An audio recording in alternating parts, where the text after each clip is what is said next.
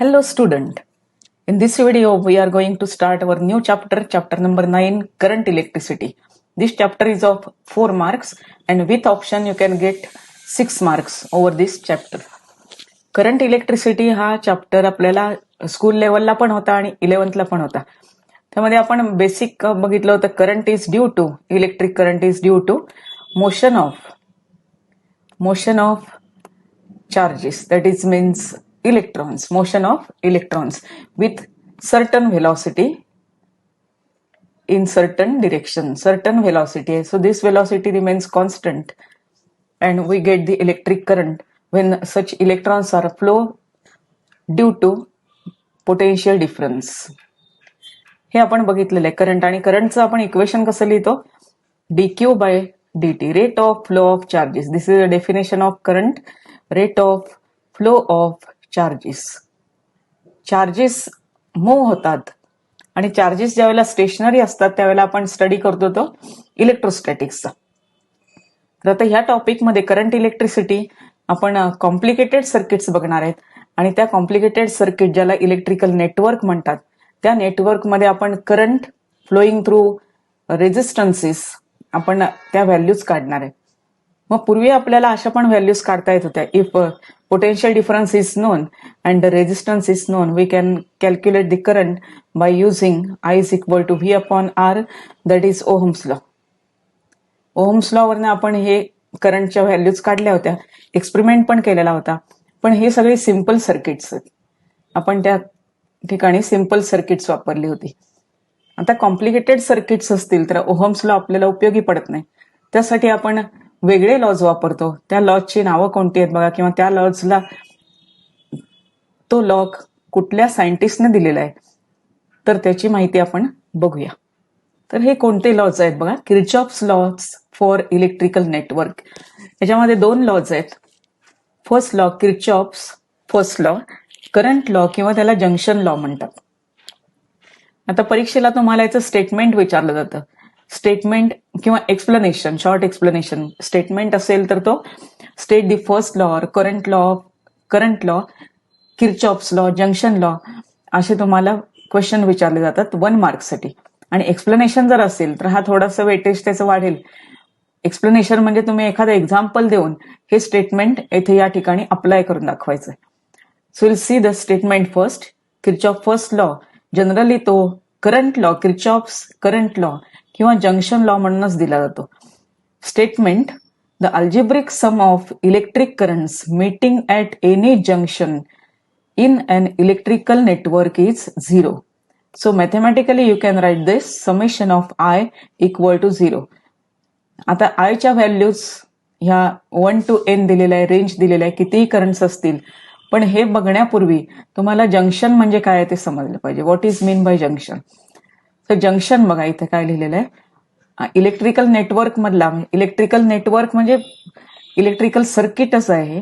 Network का म्हटलेलं तर भरपूर कॉम्पोनंट्स आहेत इलेक्ट्रिकल कॉम्पोनंट्स, जसे resistance, number of batteries, number of cells, अशा टाईपचं नेटवर्क आहे ते, म्हणून ते इलेक्ट्रिकल नेटवर्क. तर त्या सर्किटमध्ये point where 2 or more conductors are join together. तर इथं या ठिकाणी एक तुम्हाला सर्किट सेल्स न देता सर्किटचा एखादा जॉईंट पॉइंट जो आहे तो दाखवलेला आहे आणि अशा वायर्स या ठिकाणी जोडलेल्या आहेत पॉइंट पी ला. तर इथं एकूण दाखवलेले तुम्हाला 5 वायर्स दाखवलेले आहेत. 5 वायर्स ह्या इथं जोडलेल्या आहेत. असं एक सर्किट आहे. बाकीचं हे सेल वगैरे इथं काही काढलेलं नाही, कारण फक्त आपल्याला लॉ समजून घ्यायचा आहे. So here in this circuit 5 wires म्हणजे conducting wires are joined at this point P. So P is the junction point. P is called junction. Now to solve such electrical network, we have to consider some sign conventions. Kirchhoff's law ने sign conventions पण दिलेले आहेत. कोणते sign conventions आहेत बघा, तर ज्या ठिकाणी ज्या वायरमध्ये करंट्स टुवर्ड्स द जंक्शन येतात ते करंट सगळे पॉझिटिव्ह घ्यायचे आणि current going away from the junction असेल, म्हणजे समजा हे टुवर्ड्स द जंक्शन आहेत and here it is also towards the junction, हे सगळे जंक्शनकडे येणारे आहेत. हे काय केले पाहिजेत आपण, हे करंट पॉझिटिव्ह घेतली पाहिजेत. साइन कन्व्हेन्शन्स आहे. करंट पॉझिटिव्ह निगेटिव्ह नसतो, कारण करंट ही स्केलर क्वांटिटी आहे. पण साइन कन्व्हेन्शन्स आपण जे कॅल्क्युलेशन्स करणार आहे to obtain the current flowing through certain component of the electrical circuit, त्यासाठी आपल्याला इक्वेशन्स तयार करण्यासाठी ही काही साइन कन्व्हेन्शन्स आहेत. तर ही साइन कन्व्हेन्शन्स अतिशय उपयोगी पडतात, तरच तुम्हाला हे कॅल्क्युलेशन्स करता येतील, इक्वेशन्स मांडता येतील. सो नाव करंट अप्रोचिंग और करंट टुवर्ड्स द जंक्शन असे जे असतील ते सगळे पॉझिटिव्ह, आणि currents away from the junction म्हणजे आउटगोईंग. आता इथं 2 दाखवलेले आहेत. हे जाणारे आहेत पॉइंट पी पासून, म्हणजे जंक्शन पॉइंट पासून अवे आहेत, तर हे करंट सगळे निगेटिव्ह घ्यायचे. So this is the sign conventions. म्हणजे साइन कन्व्हेन्शन्स कोणतं आहे, तर current towards the junction is positive while current away from the junction is negative. So we can write the equation for this electrical network at junction point by using this first law, that is current law. I1 ची value positive येणार, I2 positive येणार, I3 negative येणार, I4 negative येणार आणि I5 पुन्हा positive येणार. सगळ्यांची addition with signs, proper signs equal to 0 येणार. So we'll write here the equation. I1 is positive. Then see what is I2 is also positive. I3 and I4 negative. I2 is also positive. I3 is negative. I4 is also negative. And I5 is positive. So this is equal to 0.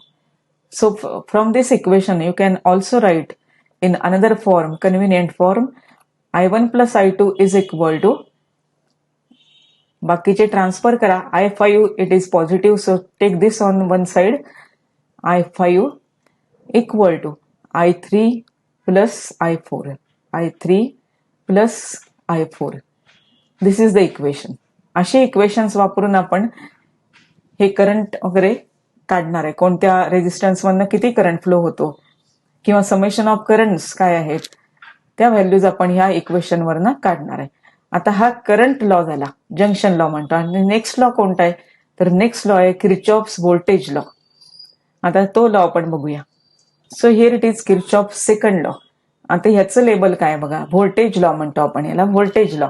म्हणजे याच्यामध्ये voltage म्हणजे potential difference आणि EMF, potential difference आणि ईएमएफचं relation आहे. तर हे statement काय आहे बघा, करंट लॉ पेक्षा हे थोडंसं स्टेटमेंट टफ आहे. टफ म्हणण्यापेक्षा याचं साइन कन्व्हेन्शन्स तुम्हाला प्रॉपर लक्षात आले पाहिजेत. करंट लॉ मध्ये काय होतं, जंक्शन लॉ मध्ये करंट लिव्हिंग म्हणजे बाहेर पडणारे आपण नेहमी मायनस मध्ये घेऊ शकतो, म्हणजे आपल्याला लक्षात राहतं ते. आणि करंट टुवर्ड्स द जंक्शन म्हणजे आपण गेन म्हणतो, इनकमिंग आणि हे आउटगोईंग. तर तसं हे तुम्हाला इनकमिंग आउटगोईंग लक्षात ठेवता येऊ शकतं. पण व्होल्टेज लॉ मध्ये थोडासा हा ट्रिकी पार्ट आहे.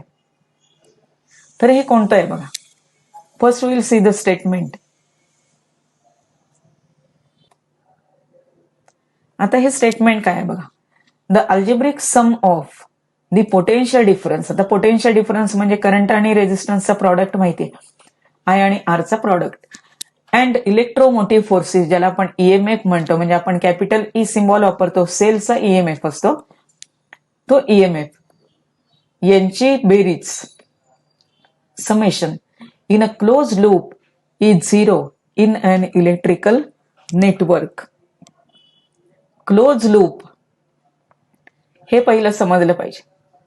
आणि याचं मॅथमॅटिकल इक्वेशन दिलंय, that is summation of I R plus summation of E, म्हणजे त्या सर्किटमध्ये जे क्लोज लूप मध्ये सगळे करंट रेझिस्टन्सचे प्रॉडक्ट आणि त्यामध्ये असणारे सर्व सेल्स यांची ऍडिशन. सर्व सेल्स पण घेतले पाहिजे, म्हणजे सेलची पण ऍडिशन होणार. समजा लूपमध्ये 2 सेल असतील तर त्या 2 सेलच्या ईएमएफची ऍडिशन. त्या सर्किटमध्ये समजा 4 रेझिस्टन्सेस आहेत and current is flowing through each resistance, त्यांचा पोटेन्शियल डिफरन्स त्याची समेशन आणि ही टोटल पुन्हा इक्वल टू 0 येणार. So summation of I R plus summation of E equal to 0. आता लूप म्हणजे काय बघा, close conducting path in electrical network याला आपण म्हणतो लूप. तर आता हे साइन कन्व्हेन्शन्स लक्षात ठेवायचे. आपल्याला सर्किट दिलेलं असेल, आपण लूप कसं डिझाईन करणार आहे ते सुद्धा एक्झाम्पल वरून बघणार आहे. पण साइन कन्व्हेन्शन्स कोणती आहेत, ही साइन कन्व्हेन्शन्स बघा काय काय दिलेली आहेत. Suppose this is a resistance, एक रेझिस्टन्स आहे त्यामध्ये सर्किटमध्ये असं लक्षात ठेवा, आणि करंट त्याच्यातनं फ्लो होत आहे. From here it is from left to right असा करंट फ्लो होत आहे. आणि लूपची डिरेक्शन म्हणजे लूप सुद्धा आपण ट्रेस केलेलं असेल. लूप म्हणजे आपल्याला काय करायला लागतो, पाथ सिलेक्ट करायला लागतो. मग पाथ सुद्धा आपण असा ट्रॅव्हल करणार असो आणि त्याच बाजूने करंट आहे, लूपची डिरेक्शन आणि करंटची डिरेक्शन सेम आहेत. तर अशा वेळेला प्रॉडक्ट काय घ्यायचं आहे, product is negative. Product negative घ्यायचं आहे. Product is negative. निगेटिव्ह कधी घ्यायचं आहे, लूपची डिरेक्शन आणि करंटची डिरेक्शन सेम असेल. आपण एक्झाम्पल बघू त्यावेळेला हे तुम्हाला अगदी व्यवस्थित कळेल. नेक्स्ट कोणतं साइन कन्व्हेन्शन्स आहे बघा. लूपची डिरेक्शन आणि करंटची डिरेक्शन दोन्ही opposite, then I R is positive. इथं अपोजिटला पॉझिटिव्ह घेतलेलं आहे. हा एक तुम्हाला असा पॉइंट लक्षात ठेवता येईल. अपोजिट आहेत लूपची डिरेक्शन म्हणजे पाथची डिरेक्शन आणि करंटची डिरेक्शन. अपोजिट म्हटल्यावरती इथं पॉझिटिव्ह घ्यायचं आणि सेम असतील तर निगेटिव्ह घ्यायचं. हे एक चांगला क्ल्यू तुम्हाला लक्षात राहू शकतो. Opposite take the positive product and reverse in the same direction take the negative product. आता हा प्रॉडक्ट आय आर साठी आपण रूल दिलेला आहे. हा कधी पॉझिटिव्ह येणार आणि कोणत्या ठिकाणी निगेटिव्ह येणार. तसं सेलमध्ये सुद्धा पॉझिटिव्ह निगेटिव्ह लिहायला लागतात. तर लूपची डिरेक्शन समजा अशी आहे, टुवर्ड्स राईट आहे. टुवर्ड्स राईट म्हणजे ह्या बाजूने दाखवलेली आहे आणि ह्या बाजूने जाताना हा सेलमध्ये आहे. आपल्या मार्गामध्ये हा सेल आहे. मग सेलमधनं लूपची डिरेक्शन कशी होत जाते बघा, पॉझिटिव्ह कडनं निगेटिव्ह कडे, पॉझिटिव्ह टू निगेटिव्ह, प्लस कडून मायनस कडे. म्हणजे इथं साधारणतः हा लॉस आहे. लॉस म्हणून ह्या सेलला आपण म्हणायचंय negative.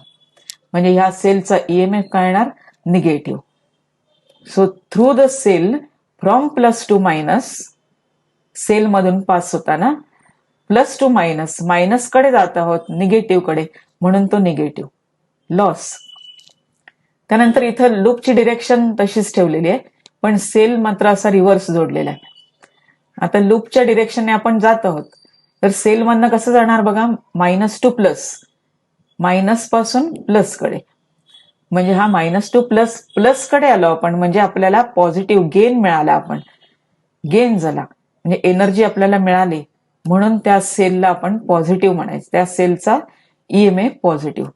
Through cell from minus to plus it is positive. Through cell from plus to minus negative. Minus कडे जात आहात म्हणजे लॉस कडे जातात असं लक्षात ठेवा. आणि पॉझिटिव्ह कडे म्हणजे तुम्हाला प्लस मिळतो, प्लस मध्ये शिरता तुम्ही, पॉझिटिव्ह गेन मिळतो, म्हणून ह्याला पॉझिटिव्ह म्हणायचं. आणि इथं मायनस कडे जाता म्हणजे निगेटिव्ह. अशी ही साइन कन्व्हेन्शन्स आहेत सेलची. आणि लूपची प्रॉडक्टची जी आहेत ती साइन कन्व्हेन्शन्स दोन्ही करंट आणि लूप डिरेक्शन रिव्हर्स असतील तर पॉझिटिव्ह, सेम असतील तर निगेटिव्ह. यामध्ये आपण एक एक्झाम्पल सोडवून बघणार आहे. एक्झाम्पल म्हणजे एक सर्किट घेऊया, इलेक्ट्रिकल सर्किट. आता इलेक्ट्रिकल सर्किट जे टेक्स्टबुक मध्ये दिलेलं आहे तेच इलेक्ट्रिकल सर्किट इथं आहे. आता ह्या सर्किटमध्ये इलेक्ट्रिकल नेटवर्क आहे. बरेच आपल्याला रेझिस्टन्सेस दिसत आहेत, 2 सेल्स दिसत आहेत. तर यामध्ये आपण इक्वेशन्स कशी लिहू शकतो. रेझिस्टन्सेस 2 आहेत, हे इथं खाली 2 आहेत आणि सेल 2 आहेत. आता कुठलंही सर्किट दिलं की तुम्हाला ते लेबल करायला आलं पाहिजे, म्हणजे लेबलिंग. समजा परीक्षेला लेबल दिलेलं नसेल तर आपण त्या सर्किटला लेबल करून घ्यायचं. For example here it is A, B, C, D, this is F and G. E वापरलेलं नाही कारण ई सेलला वापरलेलं आहे, म्हणून इथं ई वापरलेला नाहीये. तर आता ह्या सर्किटमध्ये आपण लूप किती सांगू शकतो बघा. लूपचा अर्थ आहे, एक सिंपल मिनिंग आहे लूपचं, तुम्ही जिथनं स्टार्ट करणार आहे, ज्या पॉइंट पासून स्टार्ट करणार आहे, तर तुम्हाला कशाही लूप डिफाईन करता येतील. ज्या पॉइंट पासून तुम्ही स्टार्ट करणार आहे त्याच पॉइंटला पाथ कव्हर करून पुन्हा यायचं. म्हणजे समजा आता मी इथे लूप सांगू शकते, ए पासून स्टार्ट केला, A to B, B to F, F to G and G to A. हा लूप झाला. क्लोज्ड पाथ, क्लोज म्हणजे इथं संपला, हा इथनं जॉईन केला तिथंच येऊन थांबला. जसं आपण लूप बघतो, वायर लूप, तर पॉइंट्स आपण ते दोन जोडतो आणि तो लूप तयार होतो. तसं आहे ए बी एफ जी ए. आणखीन एक लूप डिफाईन करता येईल बघा इथं, बी सी डी एफ बी. हा एक लूप झाला. म्हणजे इथं दोन लूप दिसत आहेत.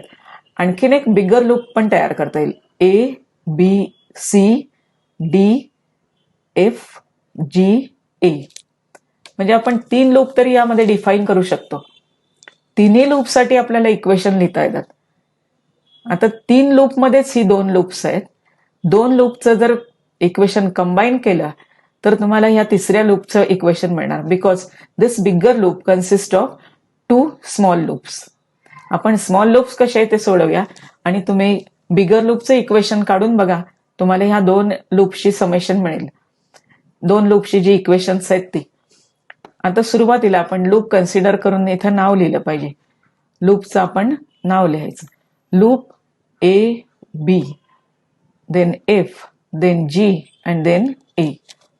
आता यामध्ये आपण प्रॉडक्ट लिहिणार आहे. आपल्याला पहिला पाथ कोणता मिळतो, प्रॉडक्ट मिळतो, I1 R1, I1 R1, I1 R1. Product लिहून घ्यायचा आणि मग त्याला साईन ठरवायची. आता साईन कशी येणार आहे बघा. लूपची डिरेक्शन ए टू बी आहे. आपण ए बी इथं खाली लिहिलेलं आहे, ए पासून बी कडे, म्हणजे असं जातोय आणि करंट सुद्धा त्याच मार्गाने जातोय. जर दोन्ही सेम असतील लूपची डिरेक्शन आणि करंटची, तर काय घेतलं पाहिजे आपल्याला, निगेटिव्ह घेतलं पाहिजे. So this product is negative. Then what is the next component. आता पुढचा कंपोनंट कोण येतो बघा, तर हा रेझिस्टन्स येणार आहे. दिस रेझिस्टन्स इज R5. हा R5 येतोय. आपण याचे रेझिस्टन्स सुरुवातीला जरा डार्क लिहून घेऊया. आता आपण ही लेबल करून घेतलेली आहेत. आता प्रॉडक्ट बघा काय येणार आहे. पहिला आपण प्रॉडक्ट लिहिलेला आहे I1 R1. फर्स्ट प्रॉडक्ट आपण लिहिलेला आहे I1 R1. साइन मायनस का आलं, because the loop direction and current direction both are same. Same असेल तर minus. Then what is the next. Next is, this is the component I3 R5. Product is I3 R5. So write down first product and then give the sign conventions. I3 R5. So loop is B to D, sorry, B to F, not D, B to F, and current is also flowing from B to F. Same आहे दोन्ही. So again the sign is minus. पुन्हा sign minus झालं. The next one, this is the component. Current is I1, R3 is resistance. So take the product I1 R3, I1 R3. याला sign कोणतं येणार. The loop is from F to G. Current is also from F to G. म्हणजे FG कडनं आपण जातोय आणि current पण त्याच मार्गाने जातोय. म्हणजे दोन्ही सेम आहेत. So again product is negative. Then here one more component comes in the path. हा आलेला आहे E1. आता आपण लूप पूर्ण करायचंय. सेल मधनं चाललोय आपण. आता सेल मधनं जातोय. सेल मधनं जाताना E1 हा EMF आहे. प्लस द्यायचा का मायनस द्यायचा बघा. मायनस कडून प्लस कडे जातोय. G to A through cell from negative to positive. म्हणजे आपण प्लस कडे येतोय, आपल्याला मिळतोय प्लस, म्हणजे गेन होतोय. म्हणून हा सेल घ्यायचा आहे plus E1. So this is plus E1 equal to 0. This is the equation. हे इक्वेशन मिळालं. तसं आता सेकंड लूप साठी आपण काय लिहू शकतो बघा. आपण लूप लिहायचं आहे. लूपचं आपण नाव लिहूया B C D F B. पुन्हा त्याच ठिकाणी आलं पाहिजे. B C then D F again B. आता यामध्ये फर्स्ट कंपोनेंट बघा कोणता आहे. रेझिस्टन्स आहे R2, current is I2.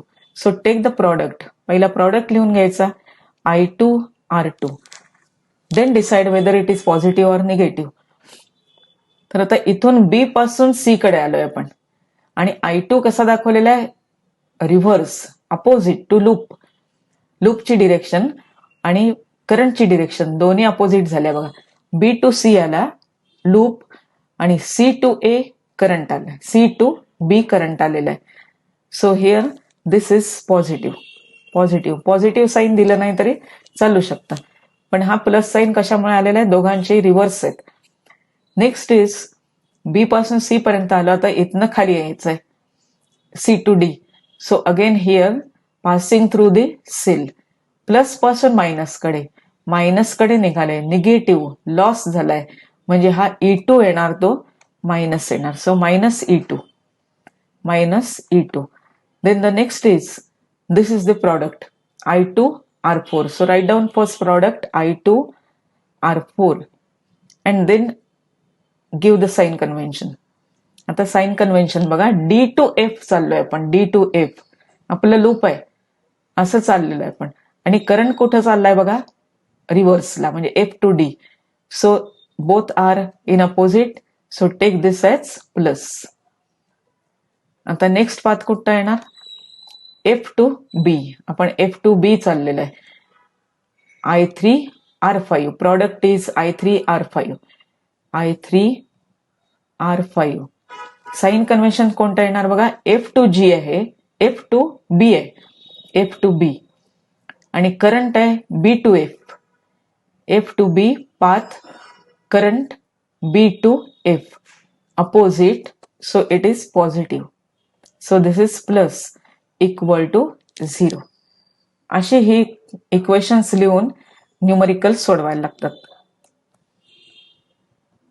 So again, by simplifying this equation, you can write transfer all the terms, negative terms on RHS side. So we will get E1 is equal